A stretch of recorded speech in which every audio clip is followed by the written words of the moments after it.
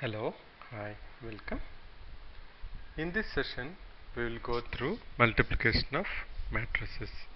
So what we are going to learn, if there are two matrix like A 3 by 3 matrix and B 3 by 3 matrix, then how to find out the product of those two matrices. That's what we will learn as part of this session. Before going ahead with the multiplication of the matrices, let's step a little bit back and try to understand what we have been done in the addition and subtraction of matrices. We know that a matrix is nothing but a rectangular array in which the numbers are arranged in the form of rows and columns, and each element of the array is represented by, can be uniquely identified with the help of its row and its column. Suppose you want to find out A22, you know that it is in the second row and it is in the second column. So you can identify it with the help of the rows and columns. Then we have seen what is the order of a matrix. The order of a matrix is nothing but how many rows are there in that matrix and how many columns are there in that particular matrix. If you take A now, you know how many rows are there? 1, 2, 3. 3 rows are there. And how many columns are there? You know that we always, rows means this and columns is this. Here also you can see that A11, A21, A31. This is first column, second column, third column, first row, second row, third row. So a order of a matrix is given by number of rows divided by number of columns. For this matrix it is 3 by 3 because there are 3 rows and 3 columns. Similarly here also it is 3 by 3. Now after that we have seen how to add two matrices. To add two matrices, very simply what you have to do, first condition has to be satisfied that both of them should be of the same order. That means both of them should have same number of rows and columns. Then what I can do? I can add corresponding elements. That means first row, first column of A will be added to first row, first column of B. Similarly, you want to subtract also, it is the same thing. You go to the first row, first column and subtract first row, first column of B from it, A minus B. A11 minus B11 will be the first row, first column of A minus B. Then after that we have seen what happens if you multiply with a scalar. Like you multiply A with 4, then all these elements will become 4A11, 4A2, 4A12, 4A13. So when you are multiplying a matrix with a number, it is nothing but equivalent to you are multiplying every element of the matrix with that particular number. Okay, that's what we have done in nutshell, right? Now let us try to understand how to do the multiplication of a matrix. The first condition to be satisfied whenever we want to multiply two matrices, the first condition should be satisfied is number of columns of first matrix should be equal to number of rows. Sorry, I have to go here. If you are multiplying A and B, number of columns of first matrix should be equal to number of rows of the second matrix. So that's a condition what needs to be satisfied. What is that? The first matrix number of columns should be equal to number of rows of the second matrix. If you are able to satisfy that, then we can find out the product of these two matrices. You know that now if A is of m by n order and B is of n by p order, then C, the product of A and B, will be of order m by p. That means it will have m rows and p columns. Okay. Now let's try to understand how the elements of this particular matrix looks like. Okay. Now let us say that A is a matrix, B is a matrix, both are 3 by 3 matrices. Okay.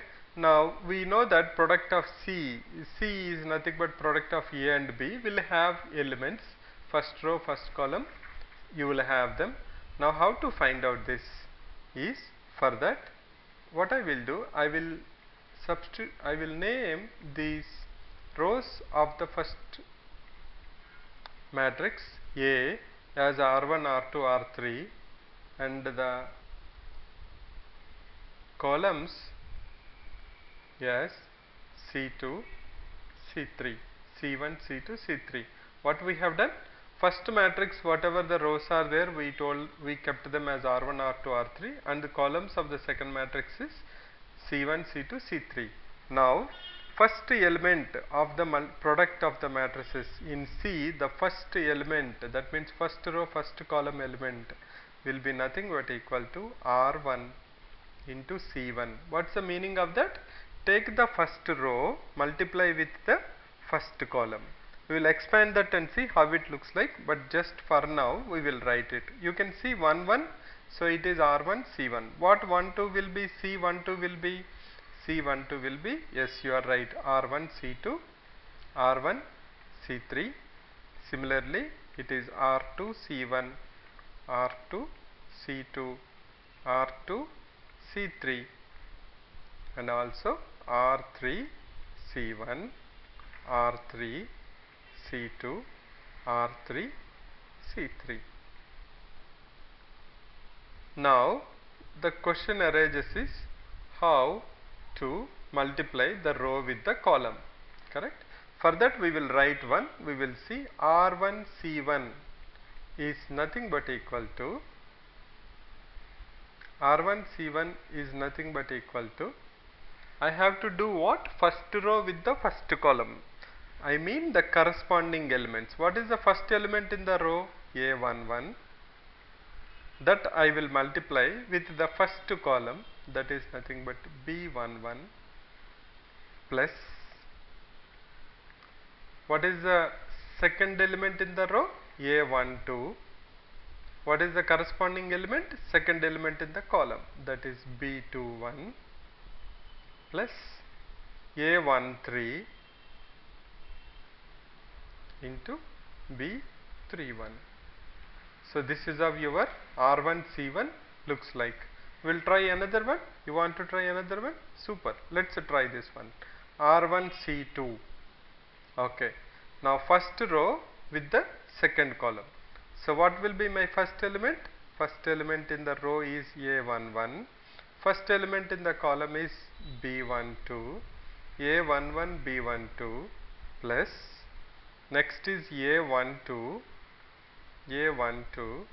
into second element is B22 plus, what will be the next one? The next one will be A13 into B of, so third element is 32. So you can write them easily now. You can write all of them. Let us try for R2 C2. Okay, perfect. R2 C2. R2 C2 means I have to take second one. So A21 I have to multiply with the second. C2 first element is B12. You can do it fastly now. This is nothing but A22 into B22 plus A23. A23 into B32. Now if you observe here, you can see that one element, right? Okay.